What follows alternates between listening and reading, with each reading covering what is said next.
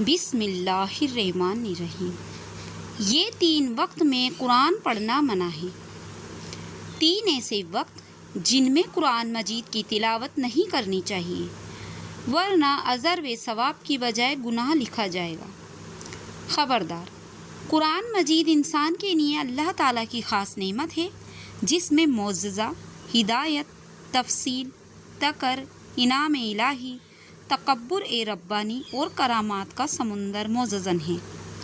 یہ کتاب انسان کے لیے رحمت، برکت، مغفرت اور کامل ہدایت ہے، جو اللہ کی خوشنودی، برائیوں سے بچاؤ، اچھائیوں کی راہ، عالم مسائل اور دکھ تکلیف سے راحت کا ذریعہ، امن و سکون کا سبب اور رود ہدایت و انسانی فلاح کا منبع ہے۔ اللہ تعالیٰ نے انسان کو اشرف المخلوق بنانے کے لیے یہ کتاب، جو خیر و شفا کا منبع ہے، سب نبیوں کے سردار حضرت محمد صلی اللہ علیہ وسلم پر نازل کی۔ اس کتاب کو تھامنے والوں کو تمام امتوں سے افضل اور پڑھنے والوں کو سب انسانوں سے بہتر قرار دیا گیا۔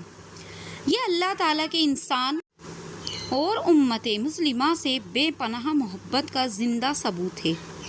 مسلمانوں کو چاہیے کہ اس عظمت والی کتاب کی حقداری کے ساتھ قدر کریں اور اپنا ہر حصہ اس کے حوالے کر دیں، تبھی رحمت، برکت، مغفرت، ہدایت اور قرب الہی نصیب ہوگا۔ قرآن مجید محبوب اور حاکم کا کلام ہے، جس کی تلاوت اور سنوائی میں آداب کا اہتمام بے حد ضروری ہے۔ یہ اکمل حاکم اور سلطان السلائن کا فرمان ہے، جس کی ہمسری کوئی کر ہی نہیں سکتا۔ جو لوگ سلاطین کے دربار سے واقف ہیں، وہ اس فرمان کی ہیبت کا اندازہ لگا سکتے ہیں۔ قرآن نور ہے، اس سے راہ نجات ملتی ہے، اس میں شفا ہے، روحانی اور جسمانی امراض سے نجات ملتی ہے۔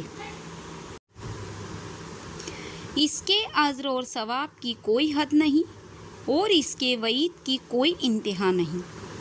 یہی وہ کتاب ہے جس نے اول اور آخر، جن و انسان کو ہدایت کی راہ دکھائی۔ جن لوگوں نے اس سے کنارہ کیا، وہ راہ سے بھٹک گئے، اور جنہوں نے اس پر اعتماد کیا اور عمل کیا، وہی دین و دنیا کی کامیابی سے بہرور ہوئے۔ یہ کتاب محفوظ ہے اور اس کی ہدایت کے انیکوں ذرائع ہیں، جن میں سے ایک ہے اس کی تلاوت کی کثرت۔ قرآن کریم عام کتابوں سے بالکل جدا ہے۔ یہ کلام الہی ہے اور اسے پڑھنے، سمجھنے اور عمل کرنے کا حق ادا کرنا ہر مسلمان کا فرض ہے۔ قرآن مجید کی تلاوت کے بھی کچھ ظاہری اور باطنی آداب ہیں، جن کا لحاظ کرنا ہر مسلمان پر لازمی ہے۔ پاکیزگی کے ساتھ تلاوت کرنی چاہیے، کھڑے ہو کر یا بیٹھ کر۔ اگر کوئی بیمار ہے یا کسی پریشانی میں ہے تو وہ بنا وضو لیٹ کر بھی تلاوت کر سکتا ہے، لیکن پیر پھیلا کر چھترا کر کے نہ پڑھیں، تب بھی ثواب ملے گا۔ البتہ افضل یہ ہے کہ بیٹھ کر قبلہ رخ وضو کی حالت میں ادب کے ساتھ تلاوت کی جائے۔ 4 جانو ہو کر بیٹھنے یا تکیہ لگانے سے اجتناب کریں۔ قرآن مجید میں ارشاد ہے، جو لوگ کھڑے، بیٹھے اور لیٹے ہر حال میں اللہ کو یاد کرتے ہیں اور آسمان و زمین کی تخلیق میں غور کرتے ہیں۔ تلاوت کی مقدار کے بارے میں حضرت عبداللہ بن عمر رضی اللہ تعالیٰ عنہ نے عرض کیا، یا رسول اللہ، میں قرآن کتنے دنوں میں ختم کروں؟ آپ نے فرمایا، 1 ماہ میں۔ انہوں نے عرض کیا، میں اس سے زیادہ کی طاقت رکھتا ہوں۔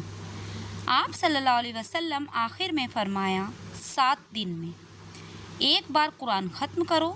جو 3 دن سے کم میں ختم کرتا ہے، وہ قرآن کو نہیں سمجھ سکتا۔ اس سے معلوم ہوا کہ معتدل درجہ یہ ہے کہ ہفتے میں 1 بار قرآن مکمل کیا جائے۔ جو شخص ہفتے میں ایک بار قرآن ختم کرتا ہے اسے چاہیے کہ وہ قرآن کی سورتوں کو 7 منزلوں میں تقسیم کر لے۔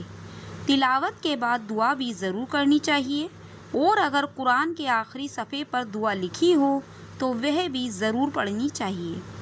مسواک کر کے، وضو کر کے توجہ اور وقار کے ساتھ قبلہ رخ بیٹھ کر حضور قلب اور خشوع کے ساتھ تلاوت کی جائے، ایسا محسوس کرتے ہوئے کہ آپ اللہ سے ہم کلام ہو رہے ہیں۔ ناظرین، 3 حالتیں ایسی ہیں جن میں قرآن مجید کی تلاوت حرام ہے۔ پہلی حالت جنابت، جب غسل واجب ہو۔ دوسری عورتوں کی حیض کی حالت۔ تیسری عورتوں کی نفاس، بچے کے بعد کا خون کی حالت۔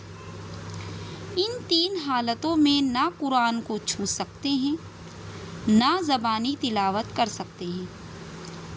البتہ قرآنی دعا کی آیتیں جیسے آیت الکرسی یا درود شریف اگر دعا یا ورد کی نیت سے پڑھی جائے تو اس کی گنجائش ہے، لیکن بہتر یہی ہے کہ پہلے وضو کر لیا جائے۔ رسول اللہ نے فرمایا، حیضہ اور جنوبی قرآن سے کچھ بھی نہ پڑھیں۔ بے وضو قرآن کو چھونا جائز نہیں، لیکن زبانی پڑھنا ممکن ہے۔ البتہ حالت جنابت، حیض اور نفاس میں زبانی پڑھنا بھی منع ہے۔ ہاں، اگر سامنے کوئی قرآن پڑھ رہا ہو اور وہ غلطی کر جائے تو اس غلطی کو درست کرنے کے لیے اس وقت تلاوت کرنے کی اجازت ہے۔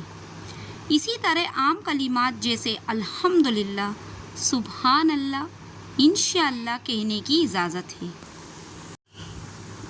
جب قرآن پڑھیں تو آواز بلند کریں تاکہ اس کا سننا بھی باعث ثواب بنے، اور اگر کوئی غلطی ہو تو سننے والا درست کر سکے۔ رسول اللہ نے فرمایا، اپنی آوازوں سے قرآن کو حسین بناؤ، کیونکہ اچھی آواز قرآن کے حسن میں اضافہ کرتی ہیں۔ حضرت ابو موسیٰ اشعری رضی اللہ تعالیٰ عنہ فرماتے ہیں کہ رسول اللہ نے فرمایا، اے ابو موسیٰ، تمہیں داؤد علیہ السلام جیسی بہترین آواز عطا کی گئی۔ قرآن مقدس اللہ کی عظیم کتاب ہے، یہ برکت والی کتاب ہے، اس کی آیتیں مومنوں کے لیے شفا ہیں، اس کے ہر حرف پر 10 نیکیاں مقرر ہیں۔ قرآن دنیا اور آخرت کی پریشانیوں کا علاج ہے، یہ رحمتوں کا خزانہ ہے، ہدایت کا منبع ہے۔ اللہ پاک ہمیں قرآن کی تلاوت کرنے، سمجھنے، اس پر عمل کرنے اور اس کی ہدایت کو اپنی زندگی میں اتارنے کی توفیق عطا فرمائے، ہمارا خاتمہ ایمان پر فرمائے، آمین۔ ناظرین، کمنٹس باکس میں اللہ تعالیٰ کے 99 ناموں میں سے ایک نام ضرور ٹائپ کریں۔ اگر ویڈیو اچھی لگی ہو تو ویڈیو کو لائک کریں، شیئر کریں اور چینل کو سبسکرائب کریں۔ اگلے ویڈیو تک کے لیے اجازت دیجیے۔ خدا حافظ۔